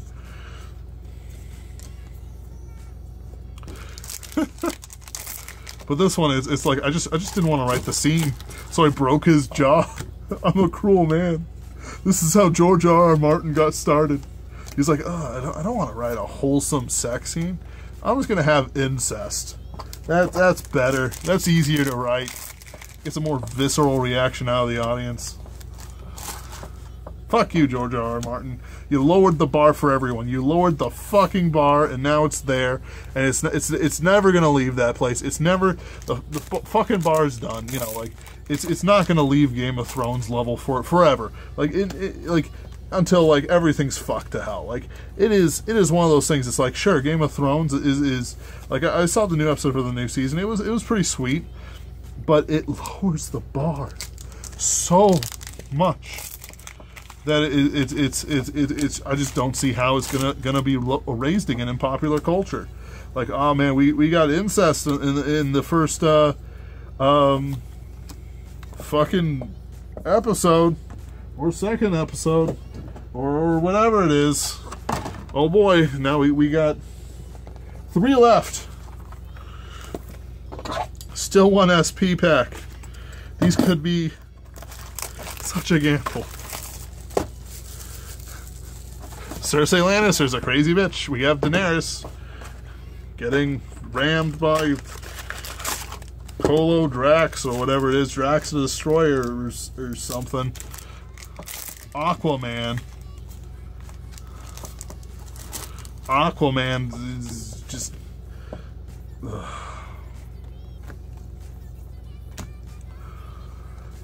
thing is that, like, honestly, I don't blame George R. R. Martin. I wish I had what he has. But at the same time, I wish he'd write more. Like, it's very frustrating for me as a writer to be like, okay, I gotta write more, I gotta make it cooler, I gotta put more ideas into it, you know, I gotta work hard to be noticed. But then it's like George R. R. Martin. I behead the main character in the first book. Oh, you don't know what I'm gonna do. Yes, we do. You're gonna kill everyone. Everyone dies. That's the motto of the story. That's the theme of it. Everyone's gonna die. The question is how. Will Jon Snow and what's his name? Daenerys meet up and shack up? Probably. You know, it's pretty much destined. Daenerys has something he needs, and that's Dragonstone. And dragons. He needs dragons too. They're gonna fight Yeti Greyjoy or whatever his name is. Because Cersei's like set up a let's you and him fight situation. It's not clever writing in a way. Like like the cleverness is gone out of the series. The cleverness was the shock. But the thing is, it's not shock anymore. It's now intrigue. And the thing is that Daenerys is terrible at it. Like it's one of those things where it's like she's just kind of bad.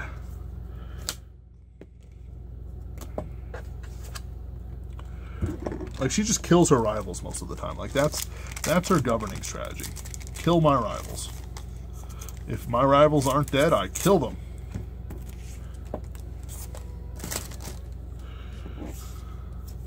Burn them with dragons. Shout and burn. And, like, apparently, I was watching Wisecrack's, you know, philosophy of Daenerys Targaryen and looking at how good of a leader she could be. And he's like, yeah, her strategy when faced with conflict is to shout and burn. And that works, kind of. I think he gave her too high a score. Because the problem is that she's just kind of conquering shit on her way for the real prize, which is the Seven Kingdoms. Even though winter's there, might as well wait out the winter and then just pick up whatever's left after the winter. You know what I mean? Just wait. But I think she feared that she would be, you know, she wanted it. She took it.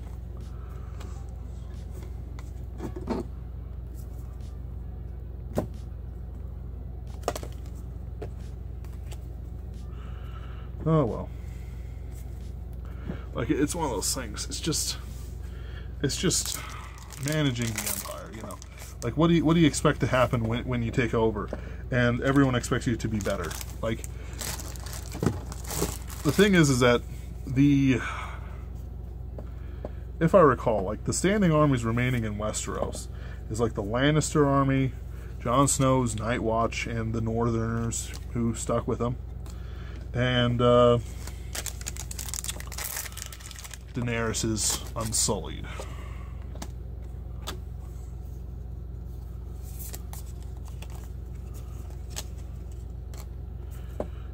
And the White Walkers. And the Greyjoy Navy.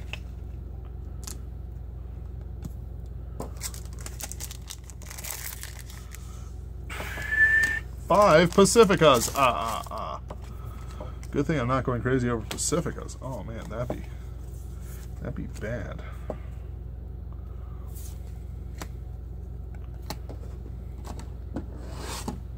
Two left. I need that SP pack. There can't be one with just 1, 2 in a row. Can't do it.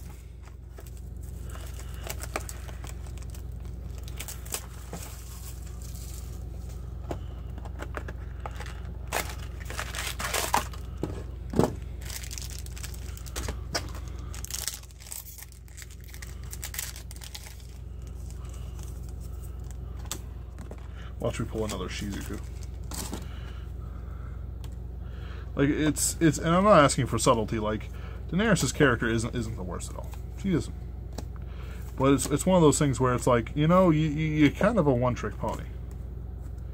You're kind of a one-trick, which is good in the sense that she's very good at her one-trick, shouting and burning. But the thing is that it doesn't really have any long-term effects. Like, right now people are complaining in Overwatch about one-tricks. Like, people who only play, like, one character. Now, I'm not immune to this. I play one Junkrat. I play Junkrat, and that's just about it. I can play Reinhardt, and I can play Lucio. And honestly, I am willing to switch, depending on the situation. But really, if I'm, like, doing it alone, and there's a team of, like, 4, I'm like, hey, guys, you know, I'm a lone guy acting on my own. I don't have what you have. You need to work together on this. I can't. Because there's a communication breakdown. You know what I mean? And I don't mean it in a kind of dickish way or anything like that. It's just one of those things, like, if I'm in it with a team of 4 and I'm the rando, or a team of 5 and I'm the rando, you know, it's you know, I don't feel it's right to force me to do things that they aren't willing to do themselves. It's like, yeah, we're doing it, and they're only playing, like, fucking DPS heroes. Like, sure, I'll pop in Roadhog, but we need like a Reinhardt. No. Like, you can't bully me. Well, there's 7 of us. We're a team. We're really good at this. Cool. You know, my SR doesn't go down. I am 6 Pacificas.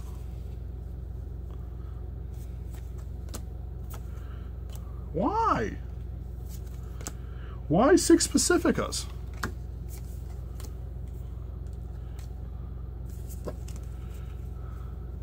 Six Pacificas.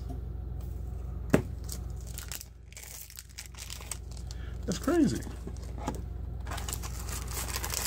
You know, it's one of those things where it's like, hey, you know, I'll get gold with Junkrat. I'll get like 3 different golds with Junkrat. I am a good Junkrat player. I'm a very good Junkrat player. And not just in win-loss ratios, and in gold medals. Like, I'm usually gold or silver damage. I'm usually gold or silver kills. I'm usually gold or silver time on the point. And that's the only really gold or silver that matters. Like, like, to me, like, sure, gold and silver damage for a damage dealer is great. But you're doing your job, okay? You're just doing your job. When you get gold and silver for sitting on the point, now that's impressive to me. Like, not impressive, because it's just doing your job. But it's more like, I'm willing to forgive the player that's clearly on the point all the time, more than I'm going to forgive the damage dealer who doesn't have a gold medal. Or has gold damage and kills and all that jazz, but has, like, nothing on the point. Like, and isn't killing enough fast enough to do it. Like, I'm not saying, like, I'm innocent all the time, but sometimes I just have a bad game. But it's one of those things, it's like,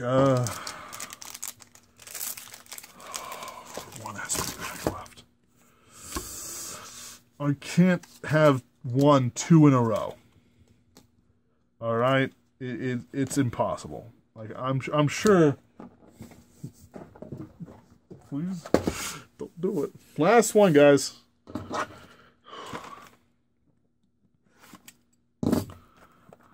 I mean, Chow Chow's nice, but man, this has got to be the SP pack. Can't have 1 twice in a row. I bet it's one of those things where, like, Boo figured out which one had the 1 and just gave them to me. I'll let that fester a bit. Go crazy on it. Start scrawling on the walls with that bullshit.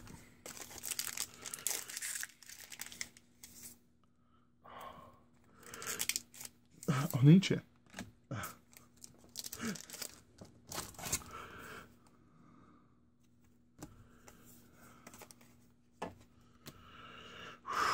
I'm tired. Fuck! Fuck. Fuck. Fuck. Fuck. Fuck. see this shit, right? This is a fucking Ange. It's good. I mean, like, honestly, it's better to have Ange than Pacifica, but... Oh my goodness.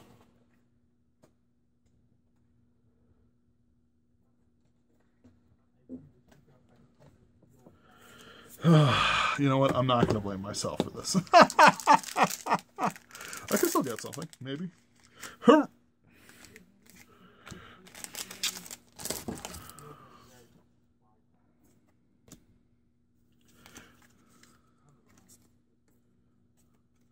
Fuck.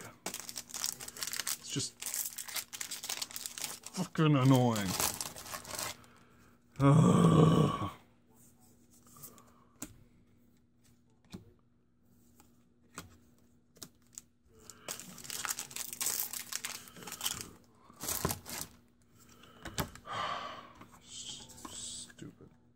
And you guys saw that they were, like, this was unopened. Oh, wait, no, you didn't, because the thing. But this was unopened. This was an unopened case.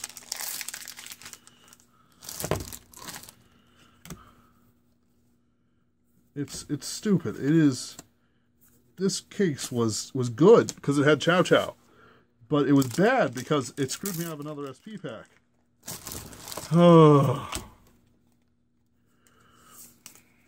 Just stupid.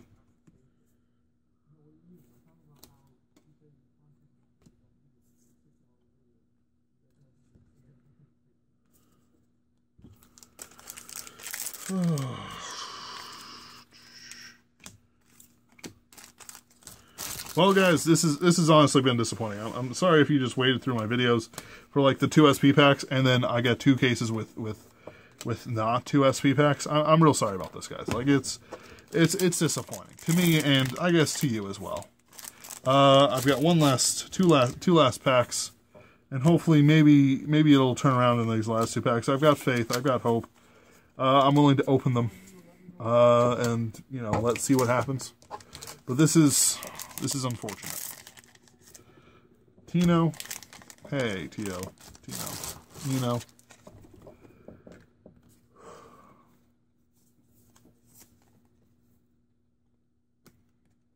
This just hurts me. This hurts me. If I don't make the money back, I'm pretty much going to, you know, have problems here, because it's starting to weigh on me because I'm not very successful at this. So it's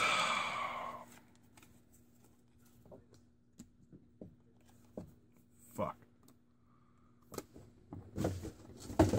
No, I didn't miss a box. Look at this shit. Look at this shit. 6 fucking Pacificas. 6 of them.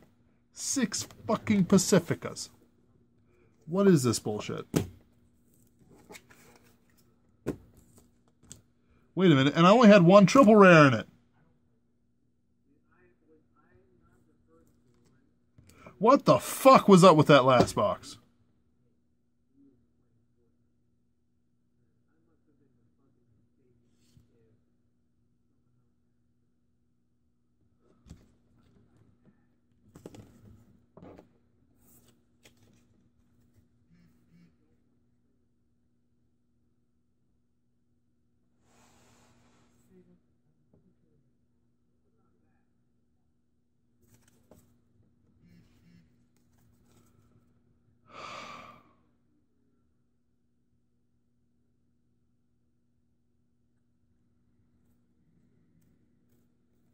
Yeah, this is really disappointing.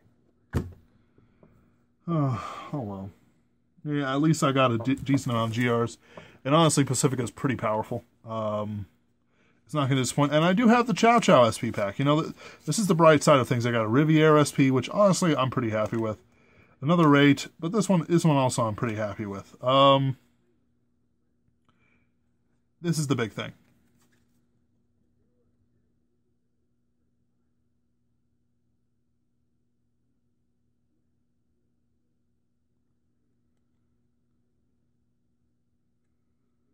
She's nice.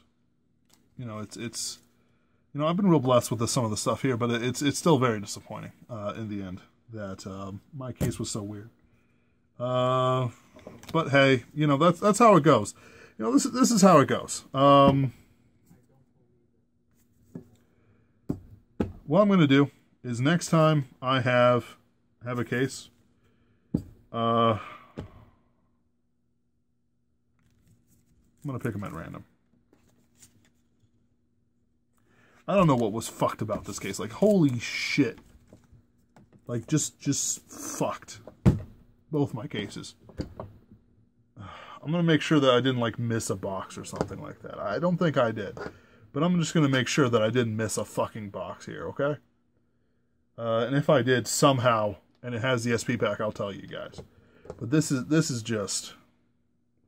It's like, it's good. Like, I was elated to have the SP pack, right? I loved having the SP pack. But honestly, this is just frustrating. I'm gonna make sure I didn't miss a pack anywhere. I'm in denial. That's what it is. All right, guys. I'm gonna let you guys go and figure this out. Thanks for watching. Like, comment, and subscribe, so on and so forth. Check out Astounding Frontiers if you want high quality science fiction.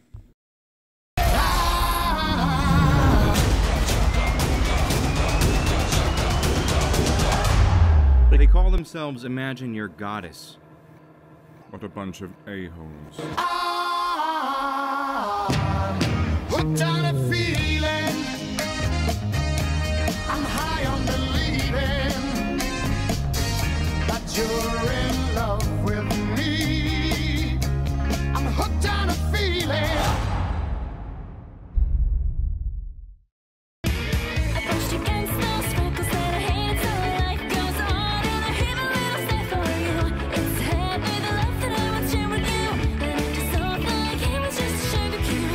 Guys, been Wheeler the Mercenary King here with my case results. Oh boy, this was a pretty fucked case.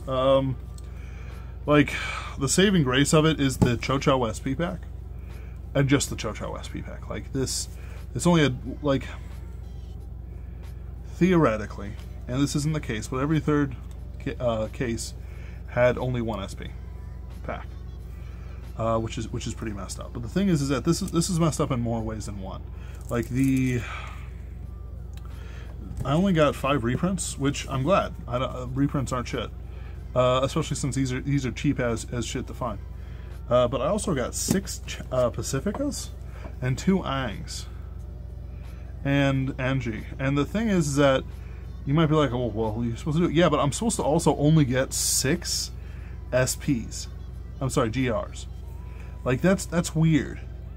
Like, I'm used it up just with this, and then I got 2 more, which is good, I guess, you know. But at the same time, it's weird.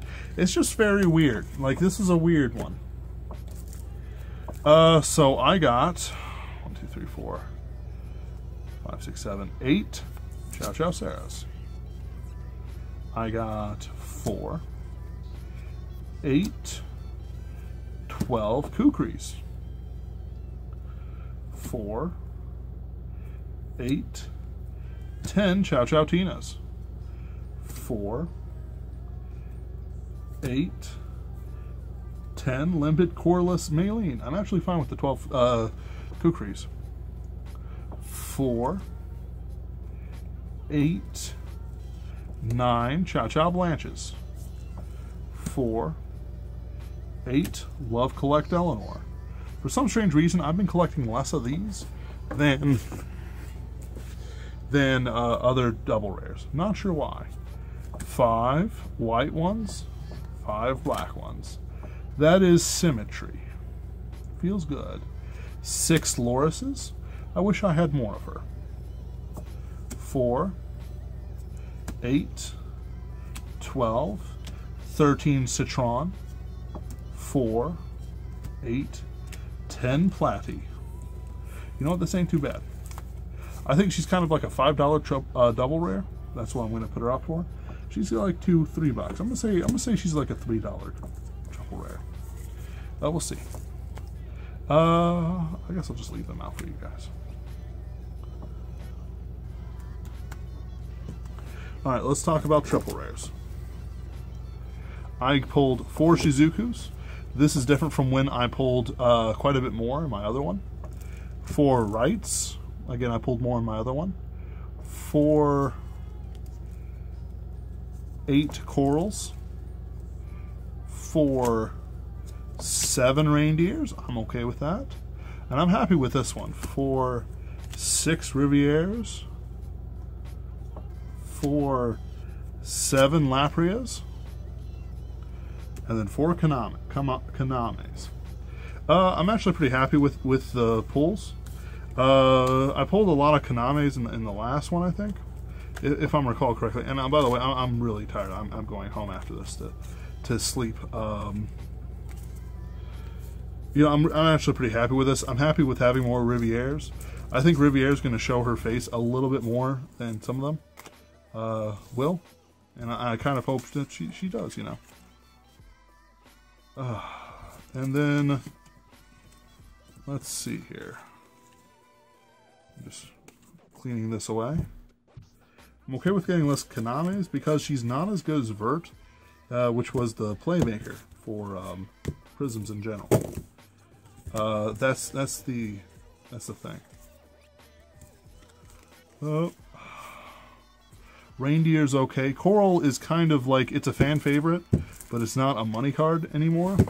I mean, it might turn into a money card. I don't know. I'm gonna put it at $5 when all the price wars settle down, and just see what happens. 2 Anji, 6 Pacifica. WTF Pacifica, you lolly whore. 4 Shizukus, 1 Olivia, 1 Mir. Like, yeah, this is a weird ass thing. Like, it's weird. It's genuinely weird. Like, I got 2 or 3 of these in a row. Like, WTF. I have 1 Chow Chow SP pack. Ooh.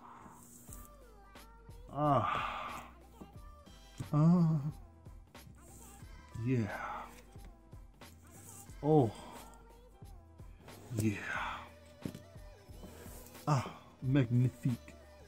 For some reason, I have 3 SP Chow Chow Blanches. The non-SP pack ones. I suppose I should thank God that I didn't get all a Prism, Duo SP pack, because apparently that's worth shit. But at the same time, you know, I kind of wish I had 1 more SP pack just because it would make me feel better. I'm kind of a guy who likes quantity and not quality for some of these things, but I know that the quality is pretty important.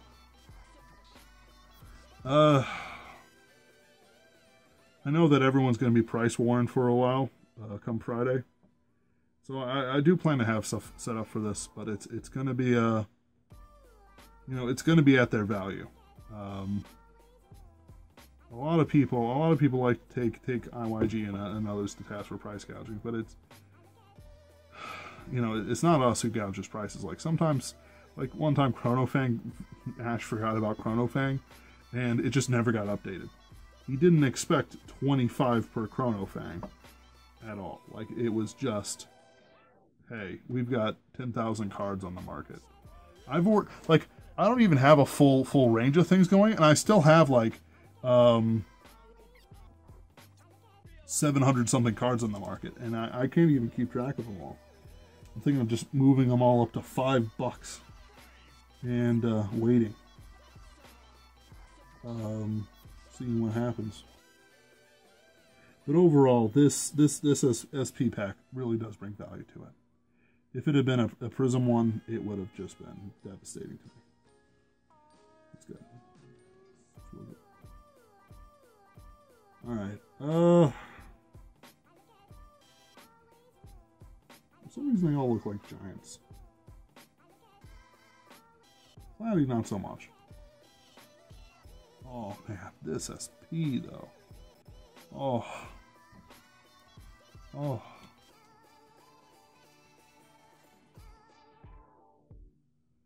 Yeah. Alright guys, I'm gonna pack this up and take it home. Put it in a binder. Put the SPs in sleeves so they don't get hurt. But this is This is weird. This is a bit of a disappointment compared to this, but hey, at the very least I didn't get flooded with these Shizukus and stuff like that.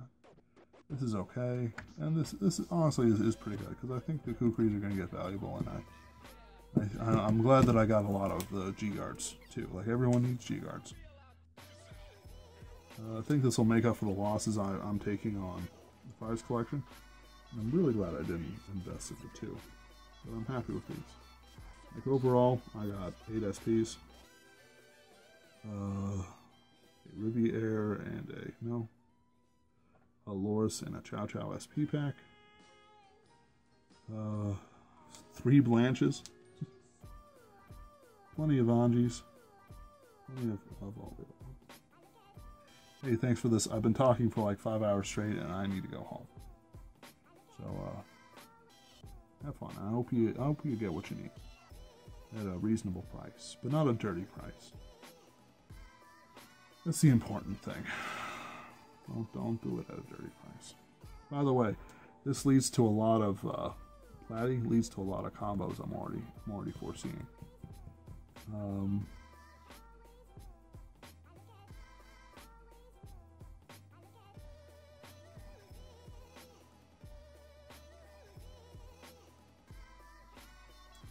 just looking through them all.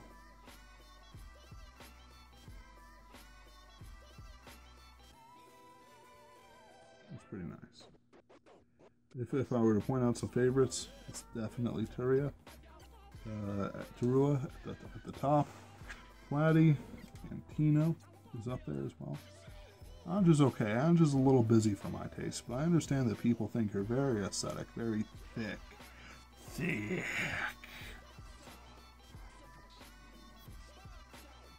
I like the action in this one, but I think I like Riviere pretty much like top of the single ones. Like, I think I would go Turua, Platy, maybe Tino, maybe Riviere. Like, they're kind of tied for third for me. And I kind of like the fact that they're going more musical on this outside of the SPs. It works for me, you know. I was a little tired of the school thing. School for idols. Like, not what I go for. Not a big kind of schoolgirls. I like librarians. Oh man, a good librarian is just, you know, the type like really uptight. But then she lets down the hair. She takes off the glasses, and she's like I'm terribly repressed.